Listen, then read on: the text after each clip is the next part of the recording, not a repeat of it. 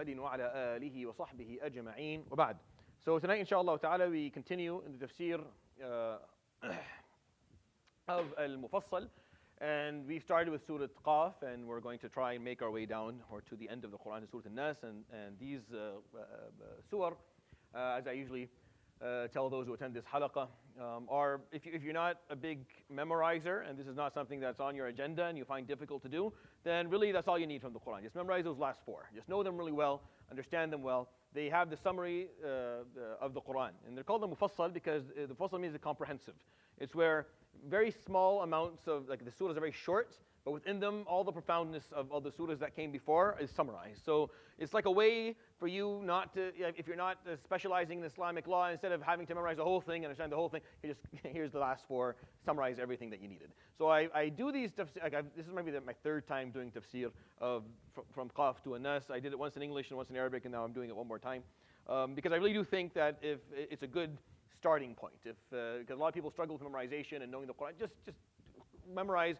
And if you just do every week a page with me, then within a couple of years you'll have from Qaf to An-Nas, and now you have something to show for it, and you can read the Quran. It's not just always Qul Allahu Ahad and Qul Huwal Falaq every time you stand up and pray. And these ajza are very, and these the Mufassal from Qaf to An-Nas is actually divided perfectly into four groups. And there are four juz'a and four groups. From Qaf to Al-Hadid is one group, and I talked about that. And from Mujadala ila Tahrim, that's the second group of surahs. And then the third group is from Al-Mulk to Al-Mursalat, which is the one that we're in right now, which is the 29th juz'a of the Quran. And this cluster of surahs, or this group, talks about the concept of representation of Islam, or da'wah in not so many words. But really what it's saying, it offers you your requirements. What is it that you need to know?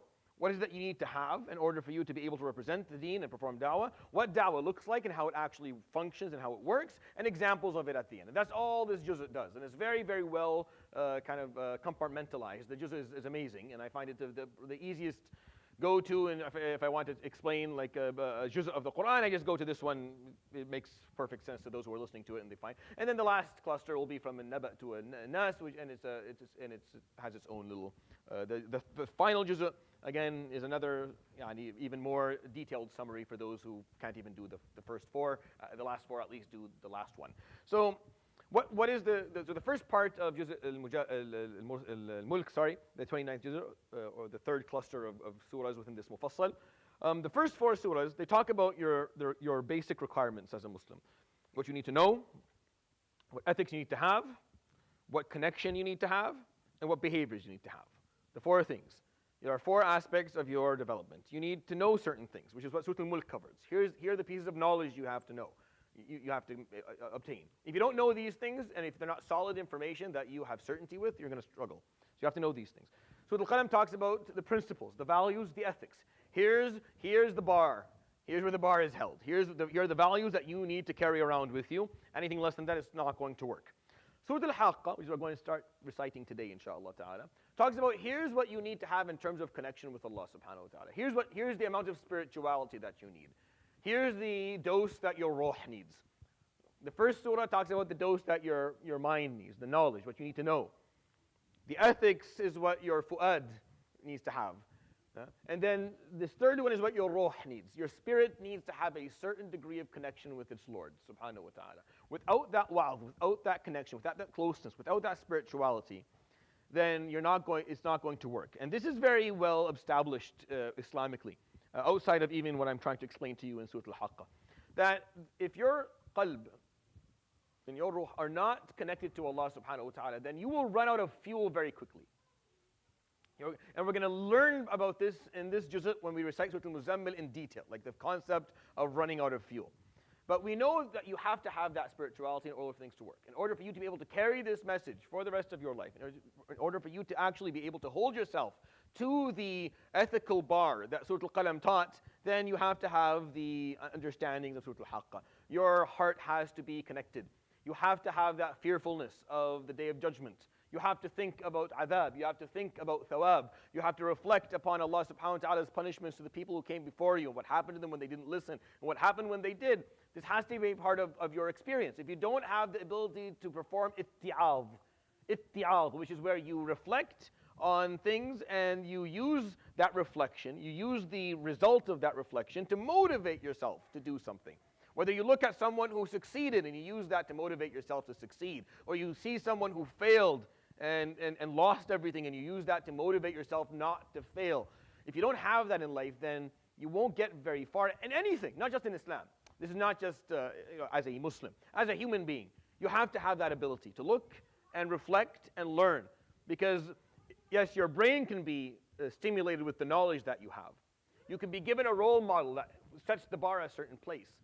But if your spirit is not capable of reflection, if your heart is not moved by seeing something by seeing beauty or magnificence or strength, by seeing failure and destruction, pain, by seeing success and beauty and achievement, if you don't have the ability to see those things and then reflect upon them and have them affect you in an emotional way, then it's hard. It's actually very difficult. It's not almost impossible. What motivates us as human beings is our emotions. 100%, it's our emotions, how we feel about stuff. It's always going to dictate what you do. It's what you feel.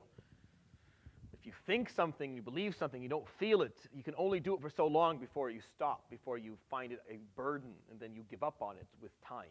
This is just the reality of the human experience. That's why the person who does not learn to find peace in their salah, they struggle with keeping it steady throughout their lives. Or they turn it into a habitual act where they zone out when they begin. They zone out once they begin. Their tongue has memorized the words, so they say Allahu Akbar and they start thinking about something else, and their tongue just moves and they just memorize the movements and you just get through it with the least amount of effort possible because they don't enjoy it. Your heart has to be in something. We know for a fact that once your heart is in something, the human being's ability to achieve things is actually it's unparalleled. Your ability to achieve things when you want them, when you love them, is unparalleled. The greatest stories that exist within human history are based on people who loved or hated something. And love and hate are the same thing. They're the same thing. The exact same emotion, just directed differently.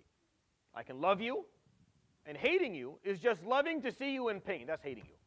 Right? It's love. It's the same thing. It's the same emotion. It's just I channeled it differently. But it's still the same emotion.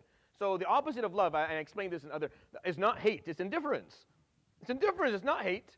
Hate is a form of it. Actually, the people that you love the most are the people who are subject to being hated the most by you.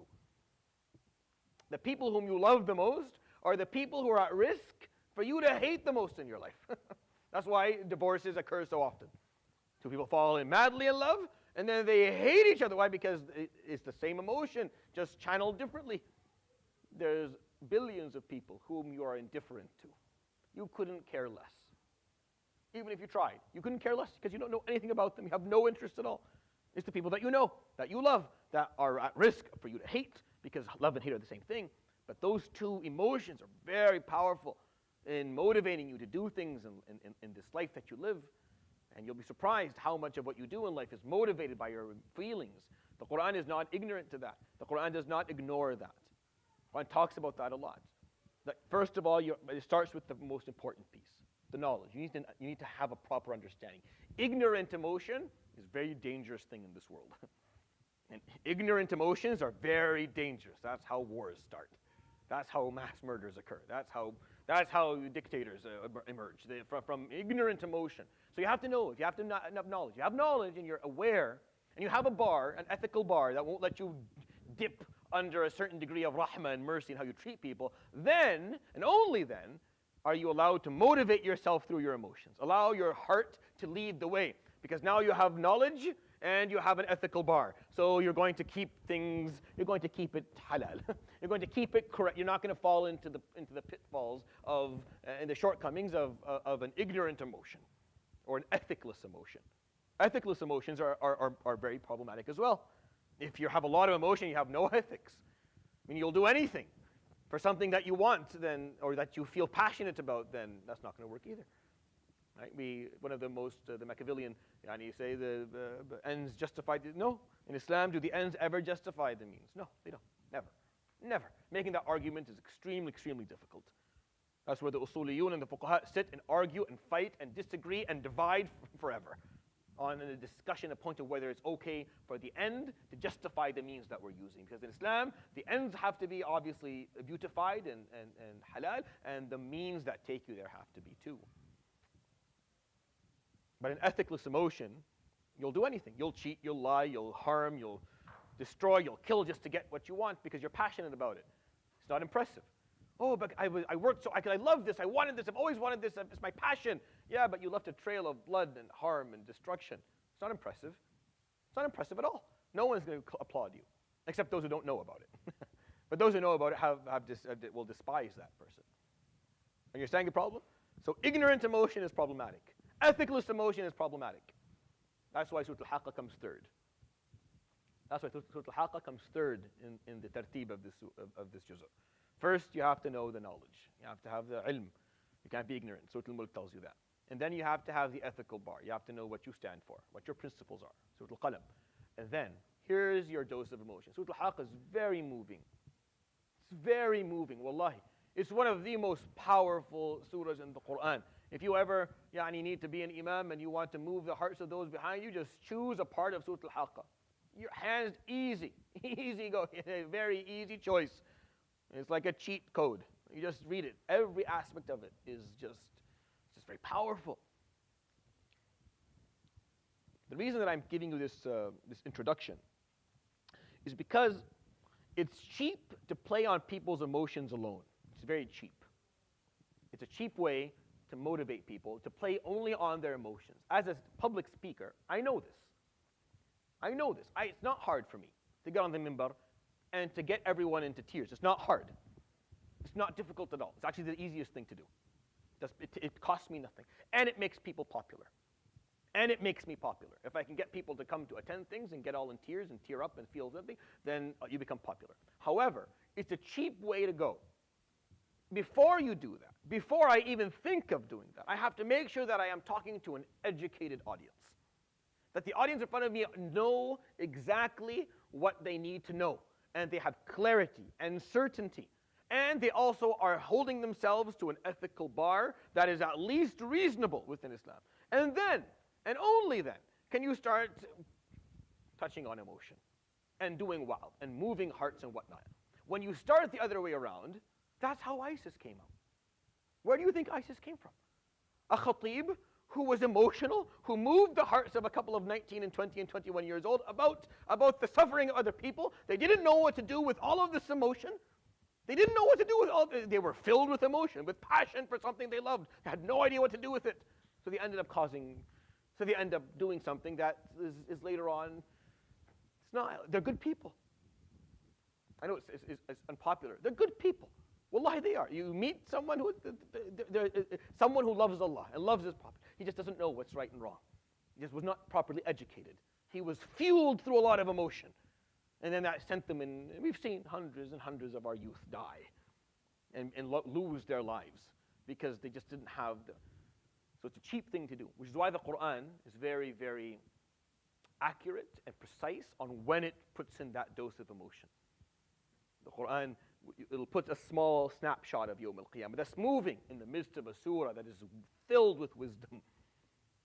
Filled with wisdom. You'll find a few verses that are talking to your heart after the surah pounded in certain topics and certain concepts and certain understandings. Because the Quran, Allah subhanahu wa ta'ala, He teaches us. He teaches, so we learn how to do this. So we have to be careful when it comes to playing the card, the emotional card on people. Because Muslims are, by nature, emotional human beings. They love Allah, and they love their Prophet, and they love their deen, and they love their Quran, and they love their ummah. Be careful. You have to be careful of how you utilize that. You have to utilize that with wisdom and with knowledge and with ethics, ethical standards, or else you end up causing more harm than you could even ever possibly imagine. And this is just an important piece for you to learn. If you one day end up becoming someone who speaks about Islam and teaches the Quran, be careful. It's a very famous pitfall that speakers will fall into, where instead of talking about ilm and concepts, and just take the other route, or just try to get. And by the way, when you do that all the time, you numb people. You numb them. When it's always wa'adh, you numb them. Because the human spirit can only be motivated, stimulated so many times before it gets tired. Which is why Ibn Mas'ud, when he was asked, why don't you do wa'adh for us more often? He would say what? Once a week, right? His answer to them was, and his answer was the Prophet ﷺ every once in a while. بالموعظة, not with ilm, not with knowledge. He taught every day, alayhi salatu wasalam. He shared wisdom every day. But maw'idha is where he sits and he tells you, have you thought about death lately? Do you understand what's happening to you right now as we speak? Do you understand that you're decaying slowly and you're marching towards that tunnel? And you're going to be in your grave, and there's Yawm al-Qiyamah, and this is what happens. This is emotional, right? This is something that Allah, it's very important, but if you do it all the time, you numb people. After a while, they stop responding to it. And that's even a bigger musibah, where you numb people. They don't feel anymore. They don't want to feel, because you're always going after their heart. You're not going after their minds. You have to stimulate both. Both have to be stimulated appropriately, in appropriate amounts. And if you have to choose, then you go start with the brain. Always start with the ilm, with knowing. Because you can stimulate yourself emotionally by yourself if you want to, but you may not be able to pick up the right knowledge. My job is not to do that. My job is to make sure you have the proper understandings. If I have time, then I go ahead and I try and harrik qalbak, move your heart a bit. But no, you can do that. You can sit and read the Quran yourself and move your heart. But if you don't have the proper concepts, it's a problem. All right, that was my introduction to what this surah is going to talk about. Surat Al-Haqqah is a Mekki surah. Obviously, all of this juz' from Al-Mulk to Al-Mursalat, all was revealed in Mecca. All of them quite early in his life, alayhi salatu wasalam, in his prophecy, forgive me. All of them within the first 4 to 5 years of his prophecy, alayhi salatu wasalam. And there's a story connected to Surat Al-Haqqah that I'll tell you once we come towards the end of it, where the actual verses that are related to this story occurred. And I'll tell it to you, inshallah, at that point. We'll start, inshallah, by reciting the beginning of it. أعوذ بالله من الشيطان الرجيم. بسم الله الرحمن الرحيم. Al-Haqqah.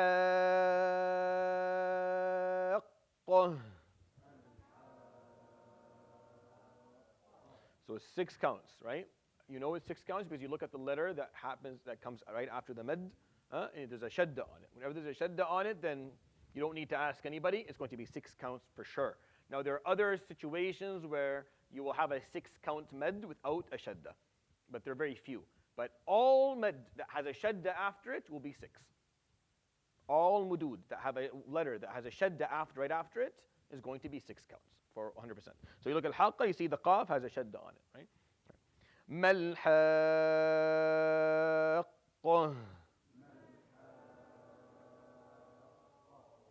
وَمَا أَدْرَاكَ مَا الْحَاقَّةُ.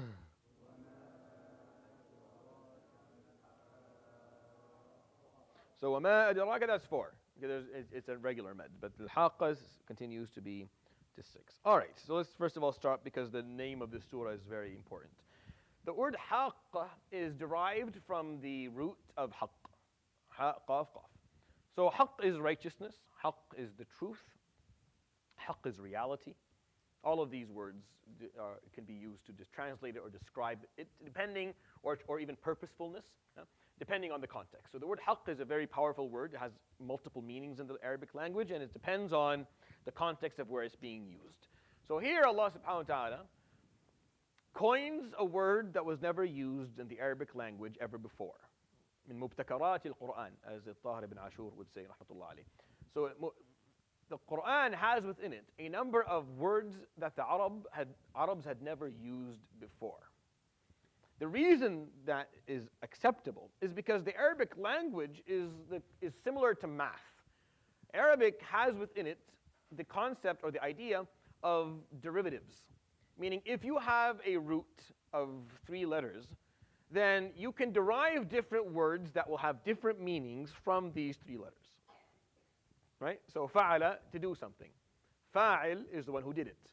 Maf'ul is the one who had it done to them. Fa'il is the one who's described by this action itself. So fa'ila is either a feminine doer, someone who did it, female, or something that occurs inevitably, right? So, for example, الطغيان is if some, and we're going to see the which is oppression or tyranny. When you describe a man who is a tyrant, what do you say? طاغية, right? طاغية so this is someone who is doing something in an inevitable manner. Someone who has done it so often, so much so, that there's no other way to describe them but with this word. It's just a way to derive. So from haqq, right? Haqqah is that derivative. Al-Haqqah, the thing that is going to occur inevitably.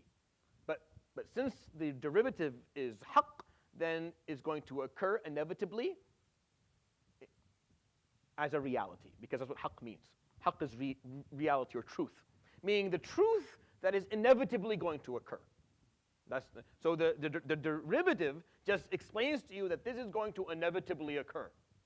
What is going to inevitably occur? Whatever the meaning of the word is. Whatever the word means is going to inevitably occur. Right?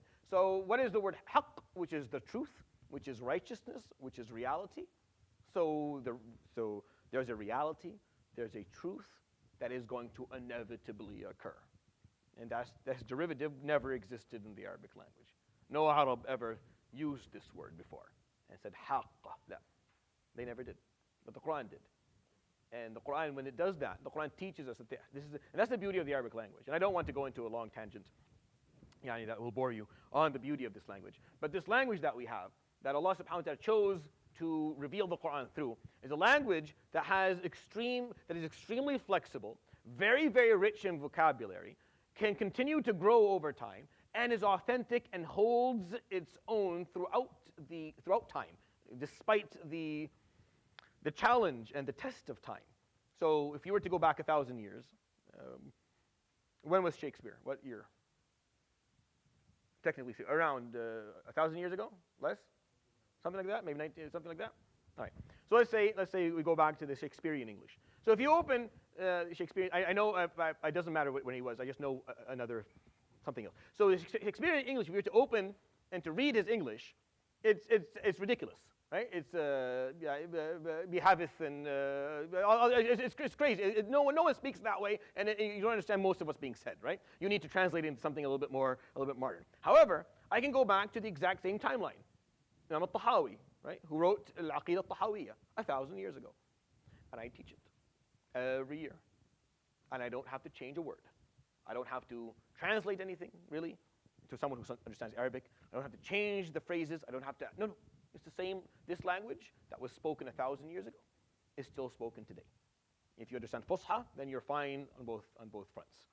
So this aspect of the Arabic language is important. This is a very unique aspect of this language. Most languages don't have the authenticity, the ability to hold its baseline and be flexible. It's either very flexible and it doesn't hold a baseline, or it holds its baseline and is very rigid and lacks flexibility, can't grow with time, so it just keeps on taking on words that aren't from it. Arabic does not require that, despite the fact that we don't do a very good job in terms of coming up with words to describe things. And that's just a failure of our ummah today that will, inshallah, change in the future. But the Quran gives us an example. Al-Haqqah, the inevitable truth that will occur. Al-Haqqah. And of course, the beauty of how the Quran works is that you're going to get a 6-count mad. So you're not going to say Al-Haqqah, you're going to say Al-Haqqah. And you almost feel it. The sound of it, even if you don't speak Arabic, the sound of it almost describes what's going to occur. It's going to hit, and nothing will stop it. And this is what is the inevitable truth? It's talking about Yawm al-Qiyamah. It's talking about that hour, that moment in time where this experience that we are enjoying will end. Where the experience of the human race, where we have these options and we have these opportunities and we're given all of that we are given, and this test, this trial of existence will come to a halt, to a painful stop. There will be almost no warning for it for you, for any of us. يسألونك عن الساعة أيان مرساها قل إنما علمها عند ربي في كتاب لا يجليها لوقتها إلا هو ثقلت في السماوات والأرض لا تأتيكم إلا بغتة يسألونك كأنك حفي عنها قل إنما علمها عند الله ولكن أكثر الناس لا يعلمون. They ask you about the Sa'ah. When is it going to be? Say exclusively the knowledge of that is with Allah subhanahu wa ta'ala within His documentation. No one brings forward its time or shows its time except Him. Heavy it is within the cosmos and on the earth. It only comes to you suddenly. Baghta. They ask you as if somehow you have the knowledge of it. Say exclusively the knowledge is with Allah, when most people don't know. Al-Haqqah. And most scholars of Islam are in agreement. The most powerful name for Yawm al-Qiyamah is this name that we are enjoying here today. Al-Haqqah. Yawm al-Qiyamah has over 100 names, described in the Quran by many words. Yawm al-Fasl, Yawm al-Qiyamah, Yawm al-Taghabun, and As-Sa'ah, amongst many other names that you'll find as you go throughout the Quran. Al-Haqqah, the truth. See, al-Haqq is truth. When you use this derivative, al-Fa'ila, it also has within its meanings the concept of exclusivity. It has within its meanings, when you use the derivative fa'ila, it has the concept of exclusivity, meaning this is something exclusive to it. And then there's nothing else except it. So when he says al-Haqqah, he is saying this is the only truth. Not only is it the inevitable truth, but it's the only truth. There is no other truth. Everything else is going to be relative and relevant. Everything else may or may not. Everything else there will be some question marks. Except this. This is haqq. This is the only haqq. Al-haqq is going to occur inevitably. It's the truth and it's the only truth that exists. This is how he's describing it, subhanahu wa ta'ala, with this word. Al-haqq. Because it is the reality. The reality is that all of this will end. The reality is that Allah subhanahu wa ta'ala has prepared a moment where we will all be held accountable for the choices that we made in our lives. That is the truth. You want the truth? That's the truth. That's the haqq. That's what's going to occur. That's why the second and third verses here, they drill this idea in a little bit more. Mal haqq. We have this in the Quran a couple of times, right? Al-Qari'atu mal-Qari'ah. We have a couple of times in the Quran where Allah subhanahu wa ta'ala uses this form of questioning. Because if you think about it, what is the sentence here? It's ayah number 1. What's the sentence? It's just a word. That's not a sentence. You have a word. What is the sentence? The sentence, there's a piece that's missing, that's mahdhuf, that has been deleted, because you don't really need it. Because by hearing this, you already have clarity on what he means. You don't need. It's almost as if this word does not require a second word for it to form a sentence. On its own, it's forming a full sentence for you. Understand that in Arabic, in Arabic language, there's again, if I say a word, if I say kurah, ball, and that's it, al-kurah, the ball, and I stop. Al-mal'ab, al-masjid, and I say nothing else, you're like, okay, and if there's nothing, if I don't say anything, then you are going to have to imagine what is it that I meant by this. You're going to have to continue the sentence somehow, because a word is not a sentence in the Arabic language. Al-Haqqah, Allah subhanahu wa ta'ala doesn't add anything to it. He just says it and then he questions it. Mal-Haqqah, what is it? وَمَا أَدْرَاكَ, and what do you know about it? And what information do you have? And what awareness do you have about Al-Haqqah? Ibn Abbas would say, إِذَا قَالَ اللَّهُ مَا أَدْرَاكَ فإنه يوهم أو يلهم المعرفة وإذا قال ما يدريك فإنه أسقط المعرفة عن غيره. So Ibn Abbas says in the Quran, when Allah says وَمَا أَدْرَاكَ, like وَمَا أَدْرَاكَ مَا الْقَدْرِ, that this is something that you can know, you can understand, you can comprehend. If he says وَمَا يُدْرِيك, then you can't know. Now, so for example, يسألونك عن الساعة وما يدريك لعل الساعة تكون قريبة. And what do you know? Maybe the sa'a is close. You don't know. So when he says وَمَا يُدْرِيك, you'll never know. Ibn Abbas, he made this observation in the Quran. When he says وَمَا أَدْرَاكَ, that means you're going to know what this is about. You're going to understand. If you don't, you're going to be taught in a moment of what exactly it is. Al-Haqqah, the inevitable occurring truth. The exclusive and only truth. ما الحاقة? What is it? What is الحاقة? What is this truth that is inevitable, that is exclusive, that is nothing else but the truth? See, everything else has a batil in it. يوم القيامة. الحاقة doesn't. الحاقة embodies righteousness, embodies the truth. Why? Because it comes with that one message. يوم القيامة الحاقة. It comes with one message. Righteousness is going to be served now. Justice is going to be served now. No more. No more oppression. No more falsehood. No more lies. No more harm. None of that. Now, only haqq is going to prevail. Only haqq is going to be recognized as valuable. Only haqq is going to be spoken of. Everything else is going to be dropped. Everything else is going to be refused and removed. This is what al-haqq means. This is what we're waiting for. You have to figure out on which side of the rails you lie. Are you someone who's living via righteousness? Are you living through the truth? Or are you purposeful? Another meaning of haqq is purposeful. Al-Haqqah, the purposeful. The one that is purposeful. Meaning this Yawm al-Qiyamah, when it happens, it's not aimless. No. This is going to occur at the right time. And then it's going to move us all simultaneously in the same direction to achieve a purpose that is inevitable. That's what al-Haqqah is. It's going to take us towards a destination that is inevitable for us, which is where we go and we stand in front of our Lord subhanahu wa ta'ala and we answer. We answer for the time that we were offered and the blessings that we were given. And we have to prove that we used them truthfully. We have to prove that we utilized them in a righteous manner. Because if we didn't, the day of al-Haqqah tolerates no falsehood.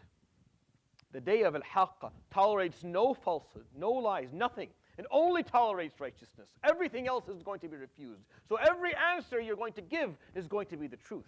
And everything you're going to talk about is going to be righteous. And if you try to say something that is not, it will be rejected that day. And you will lose the ability to lie. And you will lose the ability to try and get yourself and weasel your way out via false arguments. And people will try and they will fail. Because that day is al-Haqqah. Only haqq occurs that day. All of those who were wronged, all of those who were mistreated, all of those who were oppressed will find haqq that day.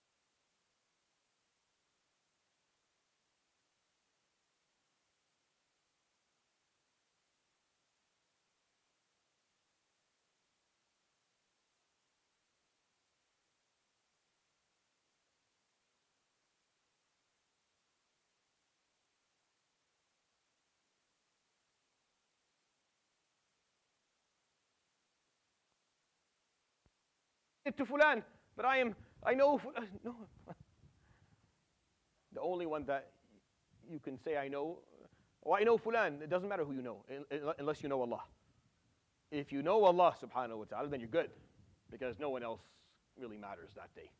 So if you knew Him subhanahu wa ta'ala in this life, then you're good. You're protected.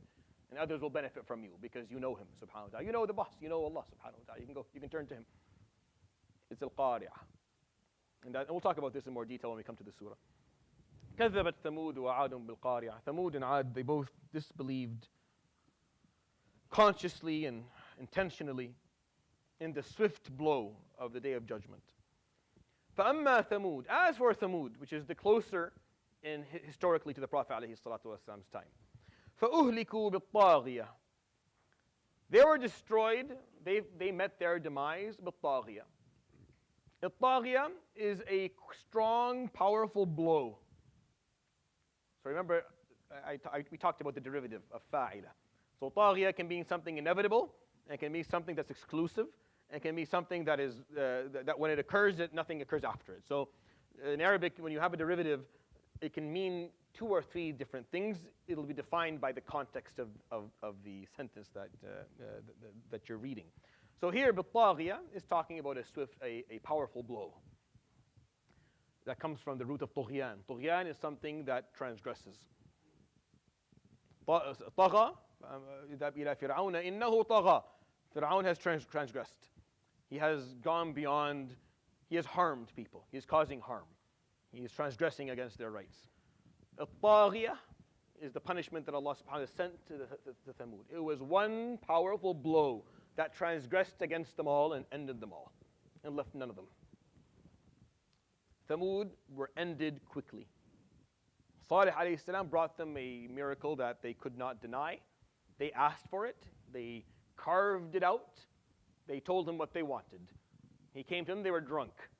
They were all drinking and they were laughing, and he tried to do da'wah, and they mocked him and they kicked him out and told him, don't come to us again when we're trying to have a good time.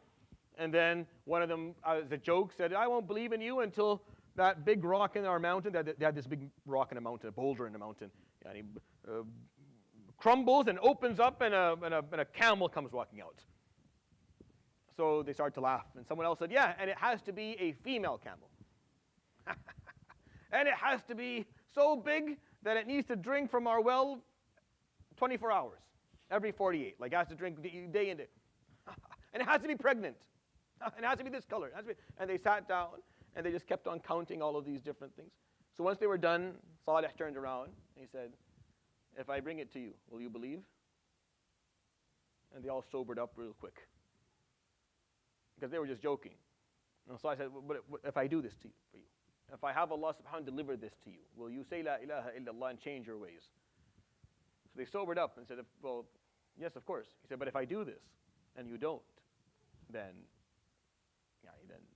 the end will be ugly. So they said yes, and the Salih made dua, and Allah subhanahu wa ta'ala granted him that which he asked for. And it came out as they described it. And it gave birth to an offspring that looked like it. And it drank for a full day every 2 days. And they didn't believe. And Allah subhanahu wa ta'ala gave them a chance and said, okay, don't touch it, and we'll let you be. So they slaughtered it, and they barbecued it. To that degree, their arrogance and their carelessness and their entitlement took them to that degree. So Allah subhanahu wa ta'ala's punishment for them was a snap of the finger. Was طاغية. Just one powerful blow. They were gone. خلاص. They disappeared. وَأَمَّا عَادٌ, as for Ad, their ancestors, فَأُهْلِكُوا, they were destroyed, بِرِيحٍ صَرْصَرٍ عَاتِيَةٍ, via or by a wind.